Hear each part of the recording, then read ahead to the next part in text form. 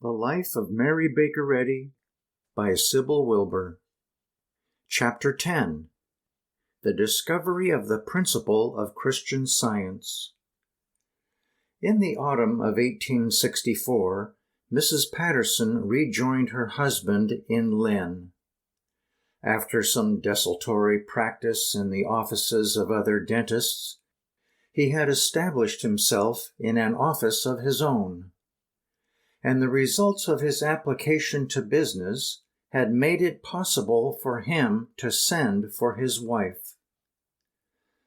Lynn, a manufacturing center 8 miles from Boston, was now to be her home, save for short periods, for 15 years. And here her great discovery was made and first promulgated. Lynn is too large and important a city to be thought of as a suburb of Boston, though towns more distant from the metropolis of New England bear that relation to the larger city. Lynn is now the third largest city of Massachusetts, and was then a thriving town, where the largest shoe manufacturer in the world had his establishment. It is on the sea-coast, but has not a shipping port. Residential streets skirt the shore. There is a broad plaza, sea-wall, and promenade along the ocean front. And a beautiful drive connects the town with quaint old Marblehead. This drive marks the beginning of what is known in New England as the North Shore, which extends all the way to Gloucester, about 30 miles, and along which stretch of ocean view are situated Manchester by the Sea, Pride's Crossing, and Magnolia, the summer homes of the greatest wealth of America. Though Ocean Street, Lynn, has many handsome residences, the people living there boasting that nothing intervenes between them and Ireland save the stormy Atlantic, still the city is not regarded as a summer resort, nor a residential district of Boston, but as a factory town, one of the most important shoe factory centers in the world. When the American Civil War made a great demand for shoes, the old-fashioned method of producing footwear by hand labor was not adequate to meet the demand.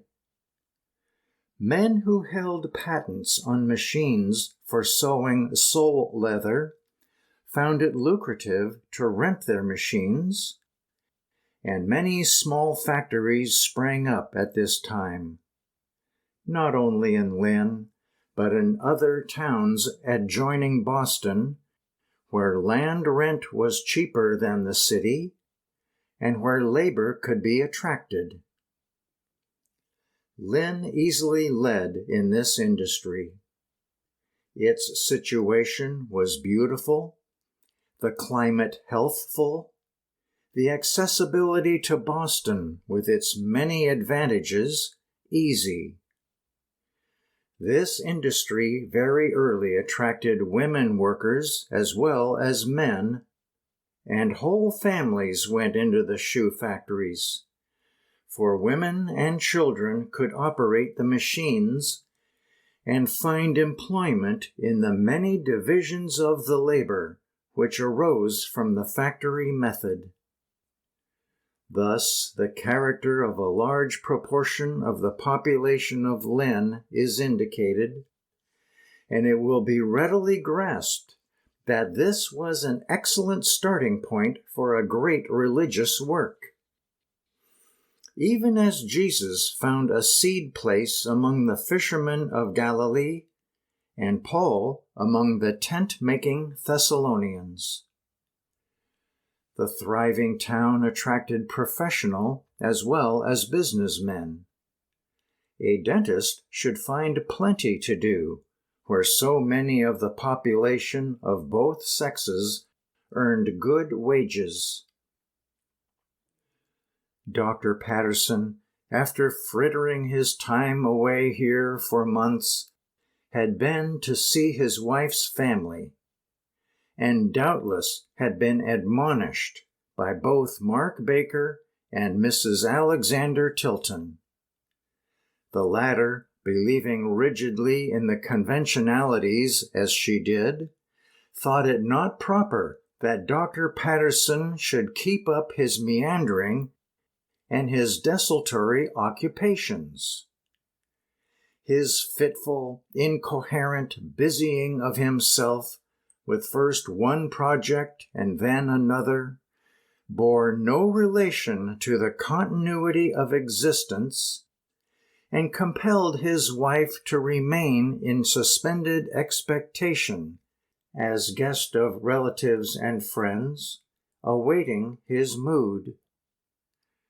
Thus Abigail Tilton had taken him to task roundly, and smarting under her words, he had rented the office in Lynn, and with a revival of exuberance and excessive overconfidence, had inserted an advertisement in the local paper, in which he asked those whom he had met in his brother dentist's offices to patronize him in the future, and stated that he hoped to secure the patronage of all the rest of mankind.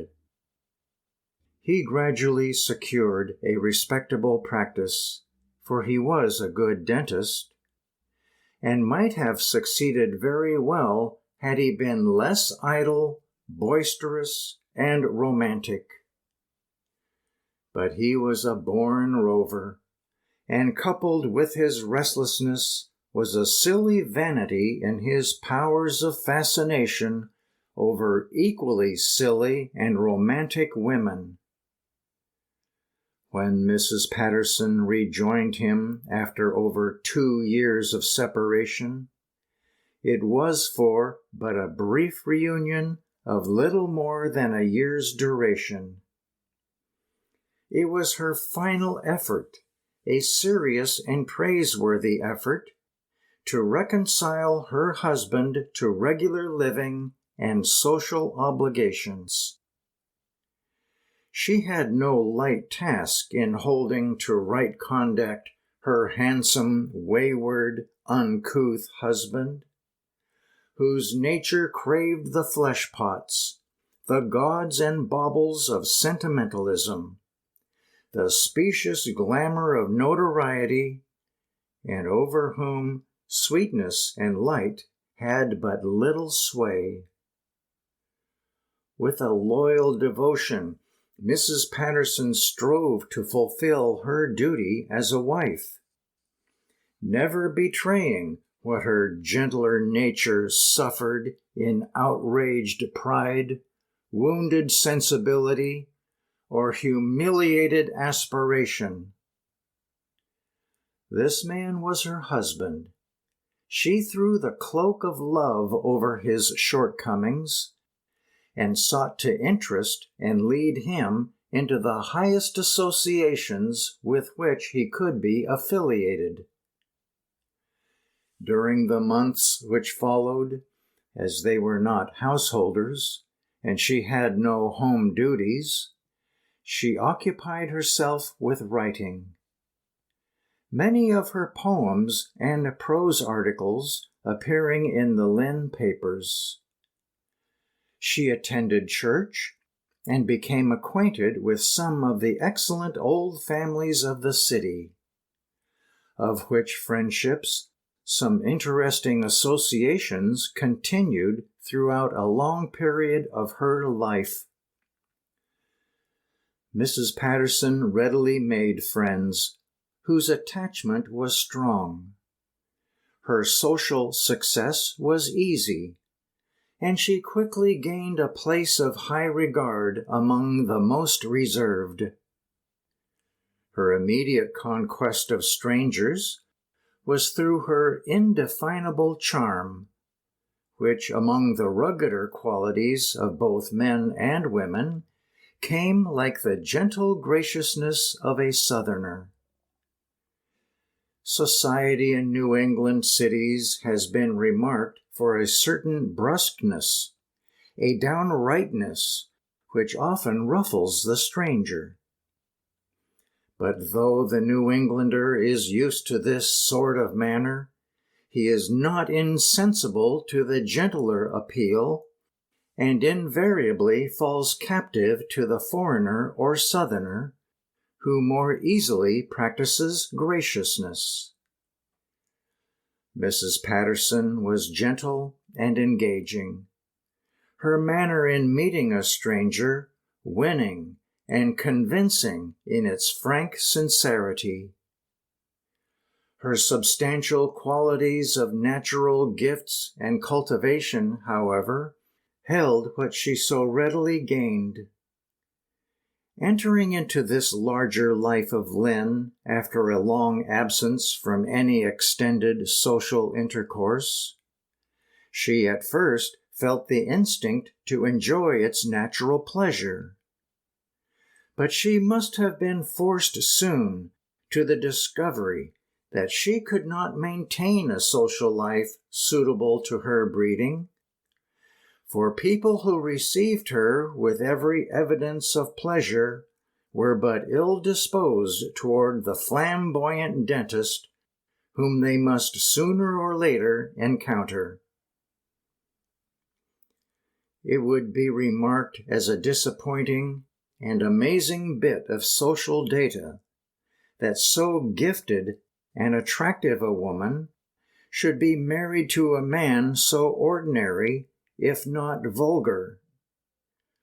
What could follow for Mrs. Patterson but a social aloofness and a tuning of her strings to suit the necessities? Ordinary was not the word for Dr. Patterson, since common persons more often than otherwise possess the virtues. Extraordinary was the word for him, who was florid, pretentious, and bombastic. He who had so effectively disported his frock coat, silk hat, kid boots, and gloves in the rural mountain districts, making artisans and farmers' wives yearn after his departing figure, in the keener social light of Lynn, appeared as rather a boorish Beau Brummel, not over-nice in the proprieties. In fact, gross impropriety was soon to stamp him unmistakably, and thereafter claim him for her own. Not for the satisfaction, therefore, of any aspiration of her own, but to interest her husband and give him a social environment in which he would not trip at every step, Mrs. Patterson joined him in uniting with the Linwood Lodge of Good Templars. The worthy chief of that organization found that Mrs. Patterson wrote for the press occasionally, and was gifted as a speaker, and that when she could be prevailed upon to address the lodge, she was listened to with unfeigned interest. Her well-stored mind invested any subject she handled with vital interest, and her pleasing address made her a most engaging speaker. Mrs. Patterson was unusual in almost every particular, the lodge president has said, unusually well-bred, cultivated, and fine-looking, and of excellent taste in matters of dress and the toilet.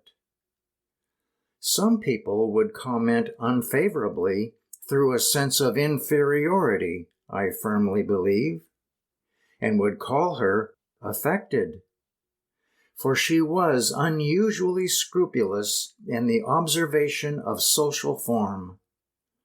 She had a quiet way about her of commanding attention, and in the delivery of an address was, in a strangely quiet way, impressive. With such a member on their lists, it was not long before the lodge chose her as presiding officer of the Legion of Honor, the women's branch of the association.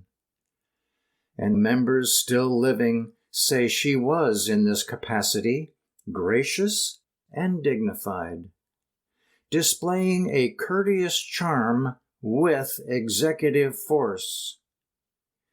It is likely that in this office, obscure and unimportant as it was, Mrs. Eddy learned her first lessons in organization and leadership. Thus the Pattersons lived an outwardly calm and decorous existence, and whatever was transpiring underneath of social waywardness on the part of the husband, no outward sign was allowed to manifest itself through the wife's deportment. No breath of scandal was ever circulated as to their domestic harmony. Mrs. Patterson's writings occupied the time she spent alone. Some of her poems written at this time were outbursts of patriotic feeling. The Civil War was drawing to a close, and the woman born with the blood of heroes in her veins found expression in verse for her deep love of country and her sympathy with emancipation. Her poems were printed side by side with those of John Greenleaf Whittier, Oliver Wendell Holmes, and Phoebe Cary, and are preserved in the files of the Lynn papers. She wrote of the bells that rang out the proclamation of emancipation, of the fighting heroes at the front and those fallen in battle, of our beloved Lincoln, who laid his great willing heart on the altar of justice.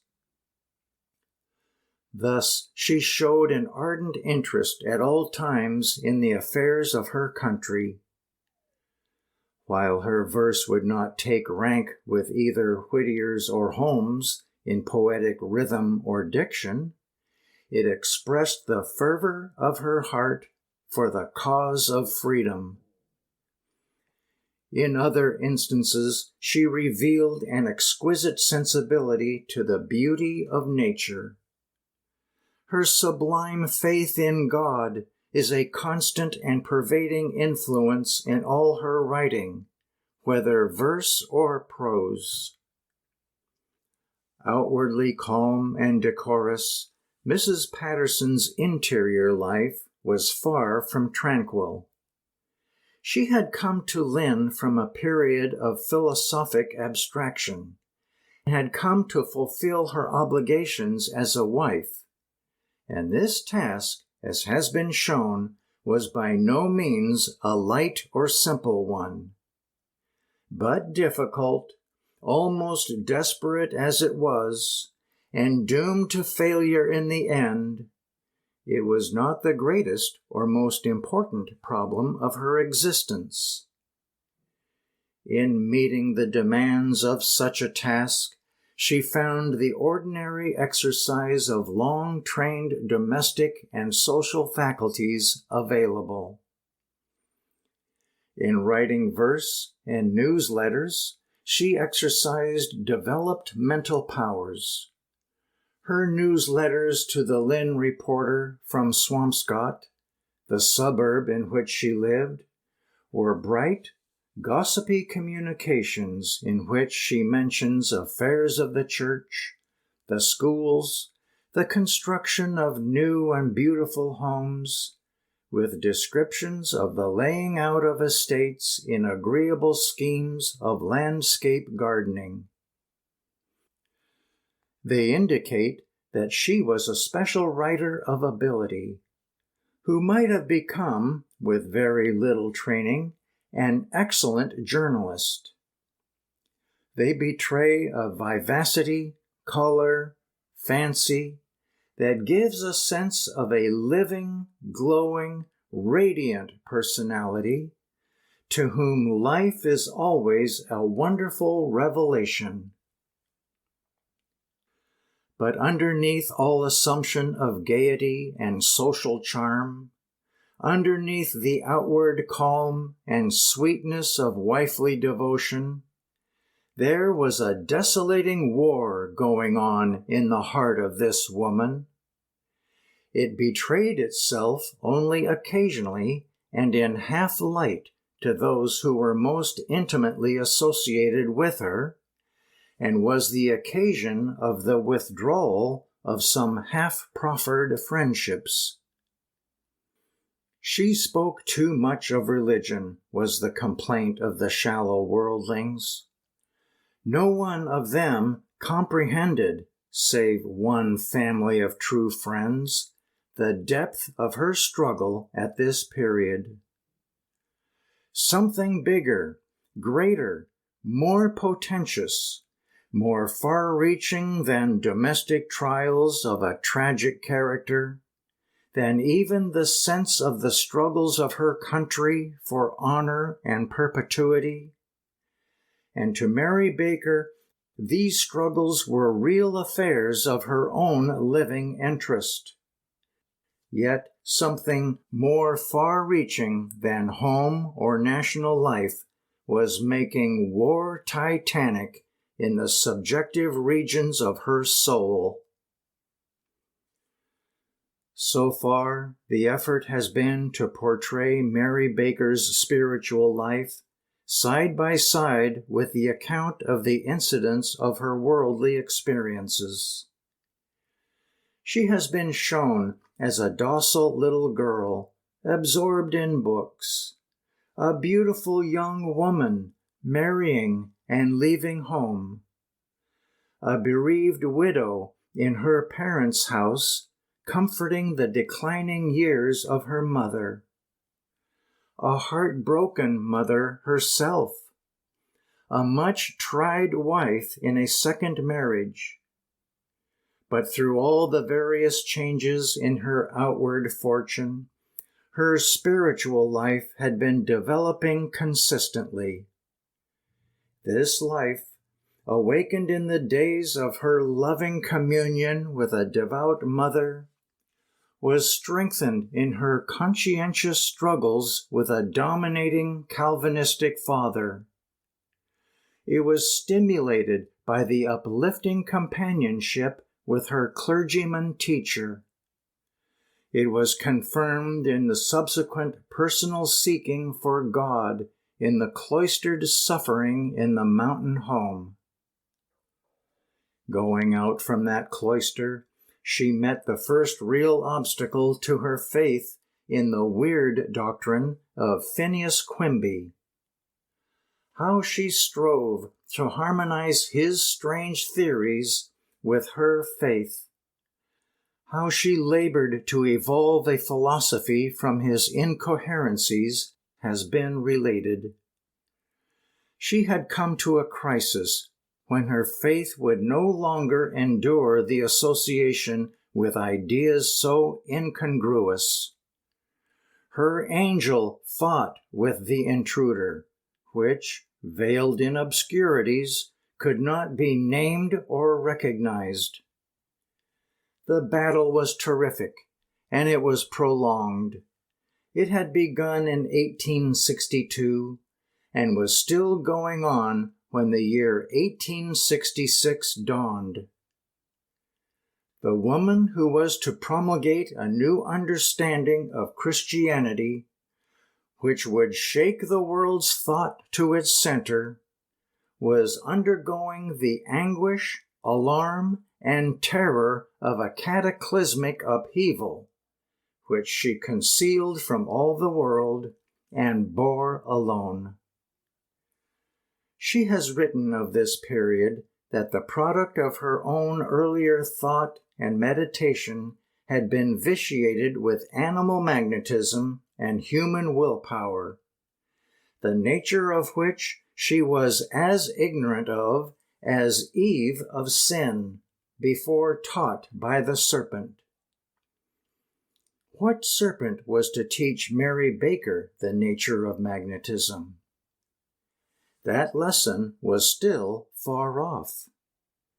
The unveiling of the angel's face, the shining visage of truth in her heart, was to precede the unveiled vision of error by years sufficient for her to grow to the fighting stature in the consciousness of its power.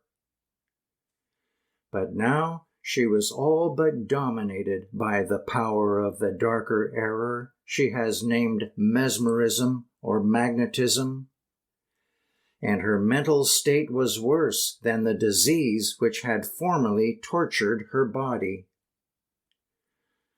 While held in this state, she still ascribed her cure to Quimby. His thought, his personality, was still obtruding itself between her and God. He was squarely in the light.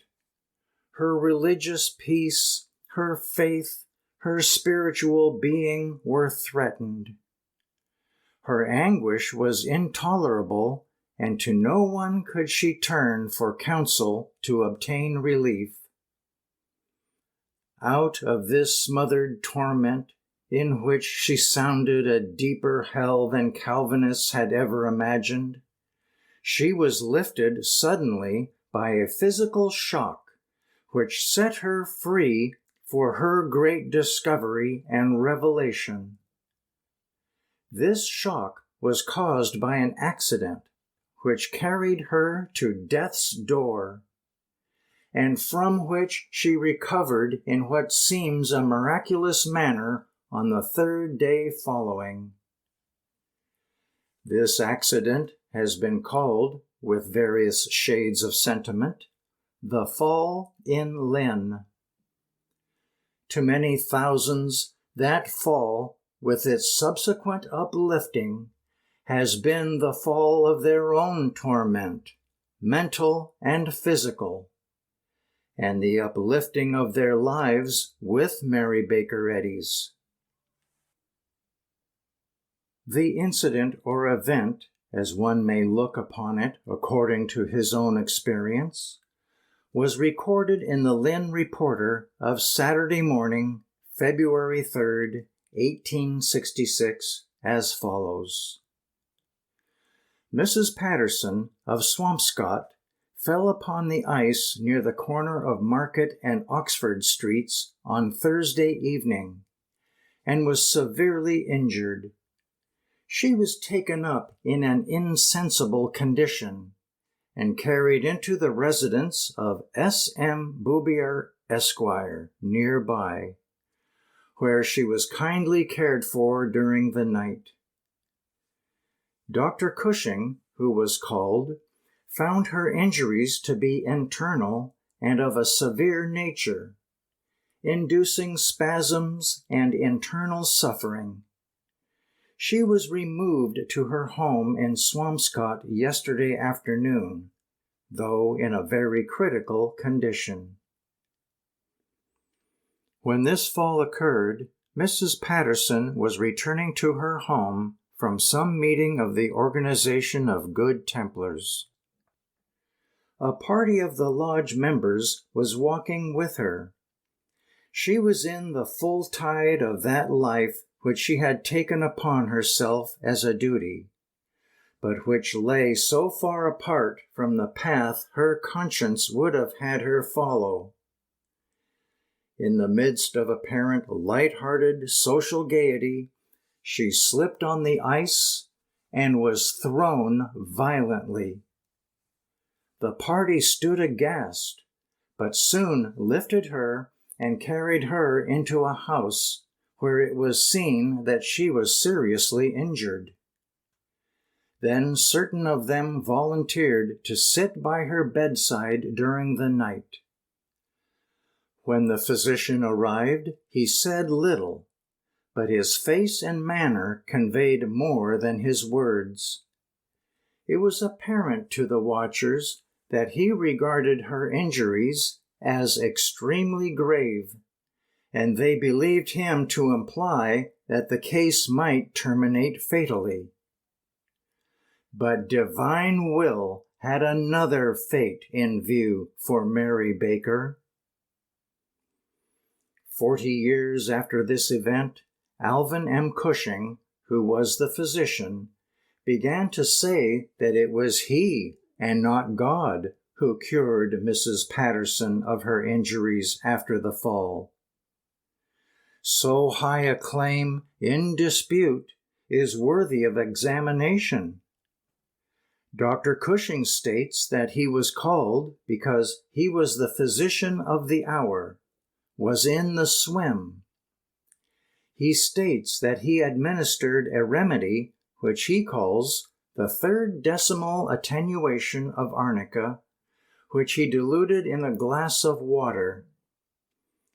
He relates that Mrs. Patterson was taken up unconscious and remained unconscious during the night, and he believed her to be suffering from a concussion and possibly spinal dislocation. On the following morning, having visited her twice during the night, he found her still semi-conscious, but moaning, "Home, home." He therefore administered 1/8 of a grain of morphine as a palliative and not a curative, and procured a long sleigh in which she was laid, wrapped in fur robes, and carefully driven to her suburban residence. This physician says he afterwards prescribed a more highly attenuated remedy, which he himself diluted in a glass of water, and of which he gave the patient a teaspoonful.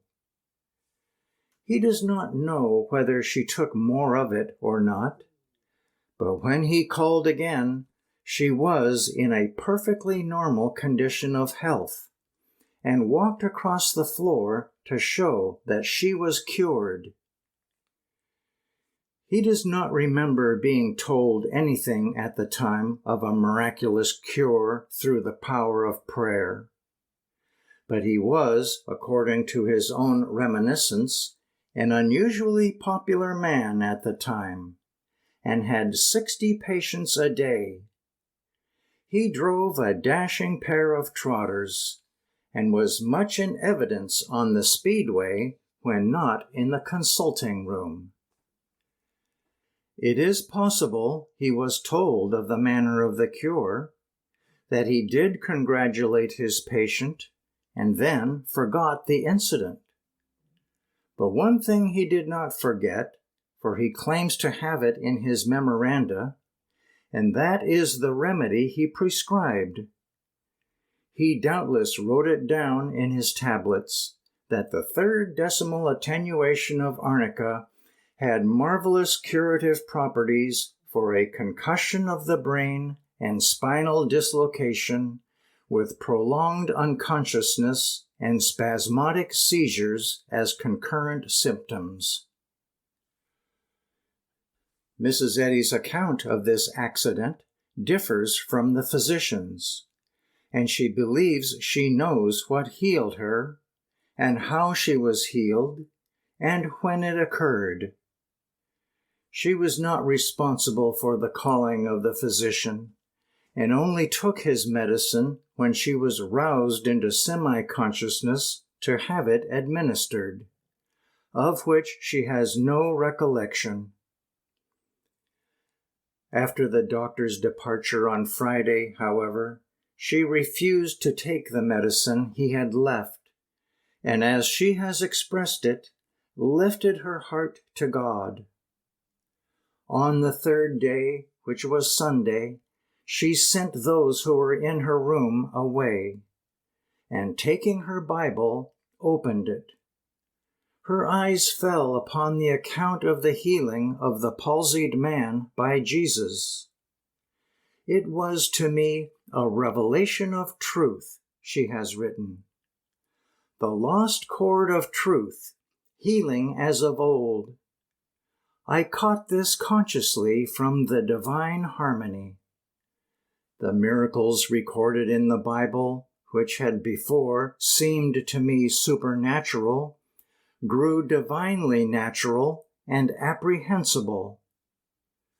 Adoringly, I discerned the principle of his holy heroism and Christian example on the cross, when he refused to drink the vinegar and the gall, a preparation of poppy or aconite, to allay the tortures of the crucifixion.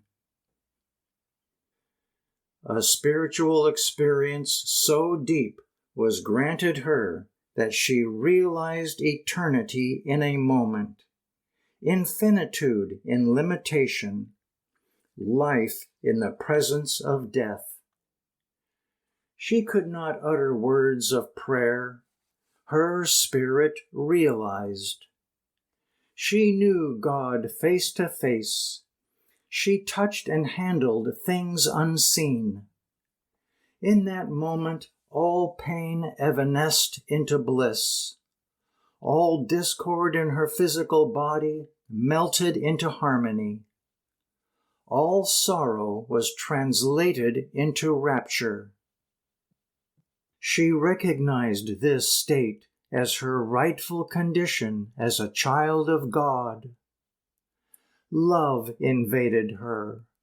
Life lifted her. Truth irradiated her.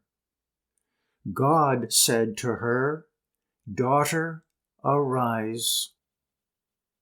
Mrs. Patterson arose from her bed, dressed, and walked into the parlor where a clergyman and a few friends had gathered, thinking it might be for the last words on earth with the sufferer who, they believed, was dying. They arose in consternation at her appearance, almost believing they beheld an apparition. She quietly reassured them and explained the manner of her recovery, calling upon them to witness it. They were the first doubters. They were there on the spot. They had withdrawn but a short time since from what they supposed was her deathbed. She stood before them fully restored to health. They shook their heads in amazed confusion. Although the clergyman and his wife rejoiced with her, they could not comprehend her statements. But for all the dissent of the opinion of friends, and later of medicine and theological dogma, Mrs. Patterson escaped, if not death, the clutches of lingering illness and suffering. Mary Baker did more than experience a cure. She in that hour received a revelation for which she had been preparing her heart in every event of her life. She had really walked straight toward this revelation, though seemingly through a backward-turning path. The backward turning was a part of the marvelous fitting of her nature, the enlightenment of her mind for the immense service later of delineating the counterfeit of spiritual healing, and to post the warning signs against the dangers of hypnotism. She herself has written of the discovery. In the year 1866, I discovered the Christ science, or divine laws of life, and named it Christian Science. God had been graciously fitting me during many years for the reception of a final revelation of the absolute divine principle of scientific being and healing. When apparently near the confines of mortal existence, standing already within the shadow of the death valley, I learned these truths in divine science: that all real being is in God, the divine mind, and that life, truth, and love are all powerful and ever present. That the opposite of truth, called error, sin, sickness, disease, death, is the false testimony of false material sense of life in matter. That this false sense evolves in belief a subjective state of mortal mind, which this same so-called mind names matter, thereby shutting out the true sense of spirit. Of the great discoveries in the world's history, it may be well to consider a moment which have blessed the human race most. The discovery of gunpowder and the invention of movable types came in about the same period. The discovery of the use of ether as an anesthetic and the discovery of mind science also occurred in relatively the same period. Whatever appeals to the senses gains an audience with humanity more quickly than the gentler, more insistent appeal to the intelligence. Yet the former palls and dies, and the latter nourishes and lives. Hate, war, and death astound us and fill us with consternation. Thought, love, and life come unawares like dawn and grow tenderly, gently into meaning, blessedness, and power. Gunpowder created a special hell. Movable types, the blessedness of literature. Ether anesthesia brought in its train an elaborated surgery. Mind science has begun to abolish the necessity of surgery, healing of itself the lame, the blind, the deaf, teaching mothers to bear children without pain, children to grow normally without malformation, men and women to abandon evil habits which bring consumption, scrofula, leprosy, nations to abandon wars which slaughter and cripple and leave a heritage of poverty and disease. Slowly but surely, it works its way, like civilization, transforming savagery and the jungle. It is as fundamentally incontrovertible as the axiom that truth is eternal, or that error dies of its own nature. This great discovery depended largely on the fall of Mary Baker in Lynn, causing her to grapple with the violence of magnetism, rousing her from a mesmeric lethargy, and bringing to her developed spiritual nature the understanding of the principle of life. There was an interval before she could demonstrate what dawned upon her in that hour. When the apple fell for Newton and the kettle steamed for Watts, natural scientific truth dawned on them. But each must apply himself to make clear his conception through years of careful elucidation and working out to a demonstrable point his scientific statement of principle. Mrs. Eddy writes, "My discovery that erring, mortal, misnamed mind produces all the organism and action of the mortal body set my thoughts to work in new channels, and led up to my demonstration of the proposition that mind is all and matter is not, as the leading force in mind science." Indeed, her thoughts were to work in new channels. She had risen, as it were, from death. Her friends immediately set up an argument that she was self-deluded, that she ought to be flat upon her back, that she was defying the laws of nature. This clamor of fear had a temporary effect upon her. It bewildered her into some doubt of her ability to maintain her discovery, even into some doubt as to its basis in truth.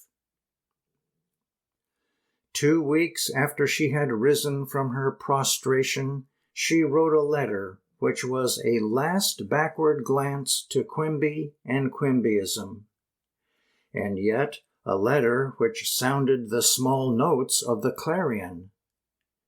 The letter was written to a former patient of Quimby's, for Quimby was now dead. He had died the preceding month and could not again obtrude his unformulated theories between her mind and its own spiritual apprehensions. Her discovery waited for her full comprehension and acknowledgment. Yet she wrote a letter which, had it been answered differently, might have taken her back into animal magnetism and the confusion of hypnotism. In the letter, she describes her accident and says that the physician attending her had said that she had taken the last step she ever would. Yet, in 3 days, she had gotten up from her bed and would walk. She says, "I confess, I am frightened. And out of that nervous heat, my friends are forming, spite of me, the terrible spinal affection from which I have suffered so long and hopelessly. Now, can't you help me? I believe you can. I think I could help another in my condition." To this request, the former patient replied that he did not know how Quimby had performed his cures, and doubted if anyone did. He distinctly declined the task of reviving Quimbyism, or attempting to stand in the shoes of the mesmerist. So there was a closed door against that refuge from her own responsibility, a refuge which had presented itself to her mind as a last temptation. Quimby was dead. Quimbyism had perished with him. No one remained of those who had gathered round him in life to perpetuate his peculiar influence. Her fall had destroyed the very work she had so long credited him with. Everything must begin anew for her. Life must be made completely over. She was forced to turn to God. Her whole environment was about to be changed, for she was to be left without family and with the barest means of subsistence. Her faith faltered, her limbs trembled, but backward she could not go. It dawned upon her more and more insistently that God had laid a work upon her. The truth of spiritual being had illumined her, and to acquaint humanity with this truth became imperative. Some years after this period, when her work had begun to make headway, the patient of Quimby, to whom she had written, came forward to harass her with a pamphlet in which he displayed her former eulogies of Quimby and her letter to him asking him to take up Quimby's work. She replied to this pamphleteer in the article on mind-healing history in the Christian Science Journal, from which a quotation is given in regard to the manuscript controversy. In it, she says, "Was it an evil hour when I exchanged poetry for truth, grasped in some degree the understanding of truth, and undertook at all hazards to bless them that cursed me? Was it an evil hour when I discovered Christian Science mind healing and gave to the world in my work called Science and Health the leaves that are for the healing of the nations? Was it for some strange reason that the impulse came upon me to endure all things for truth's sake? Does ceaseless servitude, while treading the thorny path alone and for others' sake, arise from a purely selfish motive?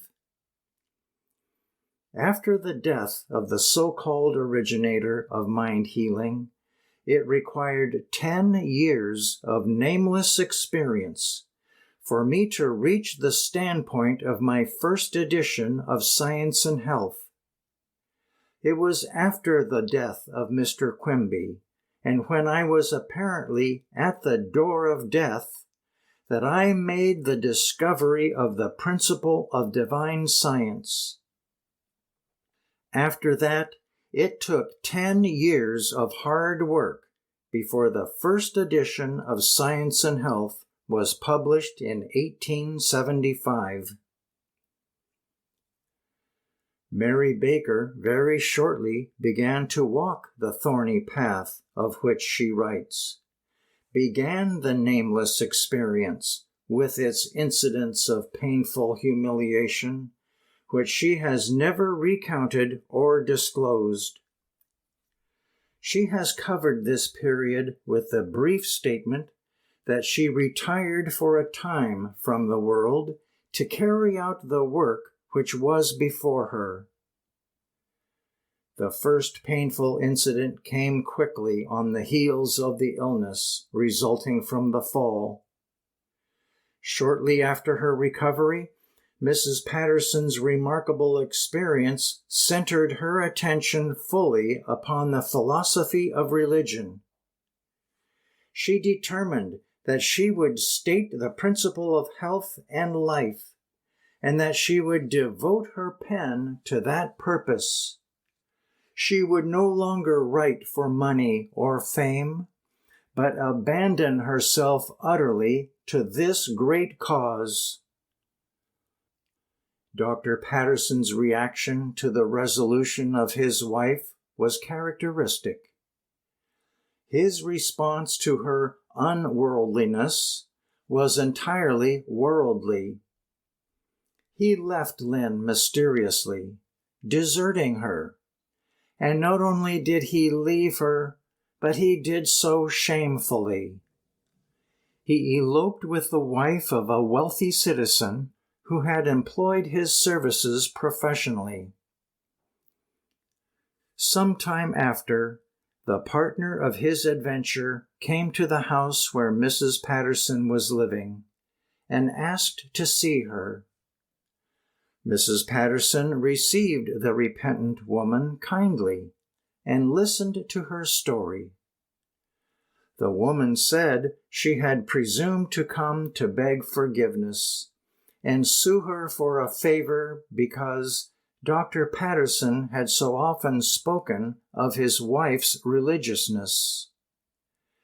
The favor she had to beg of the woman she had wronged was that she would make intercession for her with the deserted husband, that she might go home. This Mrs. Patterson undertook to do, and succeeded in bringing about a complete reconciliation. She even persuaded the husband to forego a plan he had for confining his wife to her apartment for a period of penance, and by such persuasion so induced this man to allow sweetness and light to prevail, that his home was thereafter a happy one. This was the second time in her life that she performed the office of peacemaker for a woman who had been party to the desecration of her own home. The summer months of 1866 were for Mary Baker a time of reconstructing and dedication of her life. Her husband had gone forever. She could no longer in reason contemplate a life with him. He came back to ask forgiveness after the elopement. It was in his nature to do that, for to him there was no finality to the good will he expected, however great his offense. But his wife did not receive him.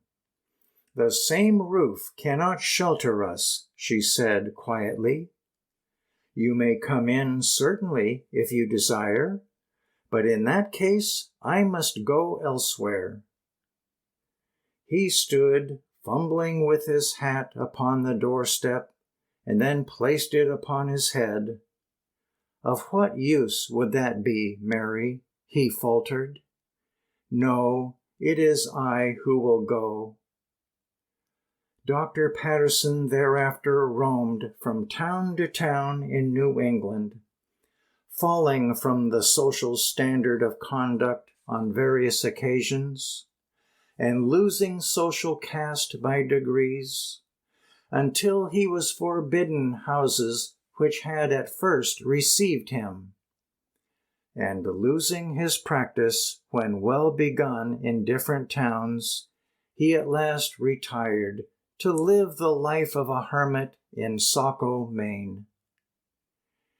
In 1873, Mrs. Patterson secured a decree of divorce from him in the courts of Salem, Massachusetts. Directly after visiting his wife for the last time, he went once more to the Tiltons. Mark Baker was dead. He had passed away the preceding autumn. Mrs. Tilton heard the dentist's confession in silence. She had nothing to offer by way of advice for the patching up of difficulties. She saw they had reached a climax. But her practical mind made one suggestion as the amende honorable for the husband, that he should settle some sum, however meager, on Mary, and not leave her utterly destitute. To this the doctor agreed, and a sum was fixed upon to be paid twice a year. This was continued a few years, until Mrs. Patterson refused longer to accept it. When the doctor had taken his departure, Abigail wrote to her sister to come home. "We will build a house for you next to our own, and settle an income upon you," she said. "You shall have suitable surroundings, and not be annoyed by the friction of life in another home than your own. We can be together very much, and you can pursue your writing. There's only one thing I ask of you, Mary, that you give up these ideas which have lately occupied you, that you attend our church, and give over your theory of divine healing." To this, Mary Baker had but one reply: "I must do the work God has called me to." But Abigail did not believe her sister. She decided to let her alone for a time. She felt sure that the grip of poverty, the silence of her family, the desertion of her husband, would operate in time to bring her back to the old relations. She wanted her sister, but not keenly enough as yet to sacrifice one iota of her pride. Her boy, Albert, was just 21, handsome and a bit wayward, but she meant to master that and make a successful man of him. Her daughter, Evelyn, was only 12, delicate, studious, pious, the idol of her father. She had great hope of her future. So then Mary, the sister, was after all outside her immediate concern, save only she hoped Mary did not mean to disgrace them. Sometimes, indeed, she had inward fears lest that strange spiritual genius of Mary's really would make itself felt in the world and bring the reproach of queerness upon them. Up to this hour, their family had been conventional New Englanders, farmers, manufacturers, wealthy, influential, and orthodox both in politics and religion. Mary had stood out for abolition when it was unpopular and fanatical to do so.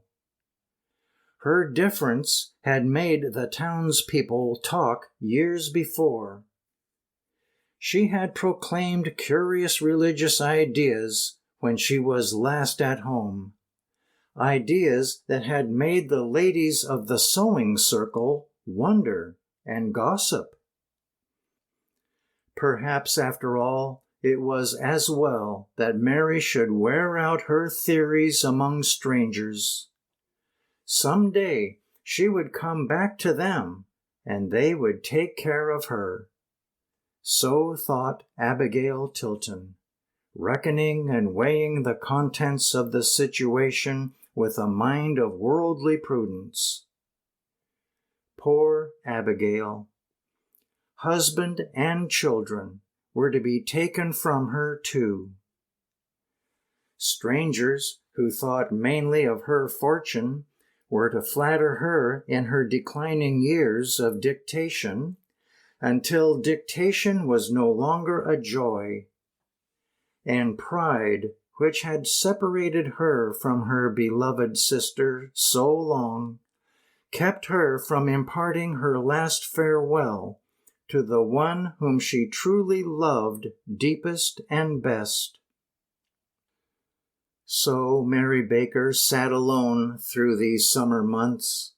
She had her saddest thoughts to scan at the beginning and not the close of her career. For to her, this was truly the beginning. She was 45 years old and had lived through the experiences of more than a normal life. Let no one think that even the greatest philosopher could contemplate the ruin of so many earthly hopes without heart pangs. Her child, long ago alienated from her by wile and subterfuge, was now a man roaming through the wild life of the West.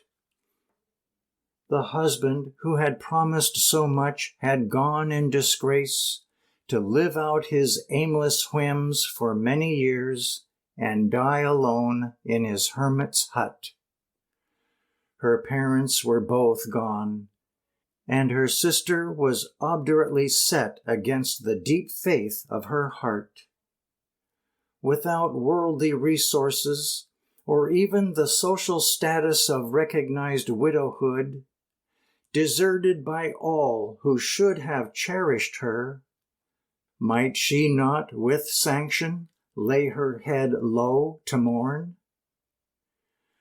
Whether for many days or weeks she thought on these things, certain it is that this same year saw her gathering up the strands, strengthening her heart with courage, accepting her mission, and venturing forth steadfastly upon her destiny, never again to turn back.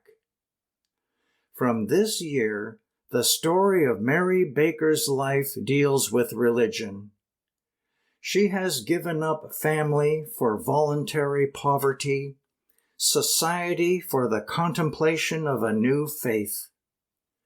She will, for a time, nourish this truth, elucidate it to her own mind with her pen, to her own heart with prayer, and in a decade will begin the work of promulgation.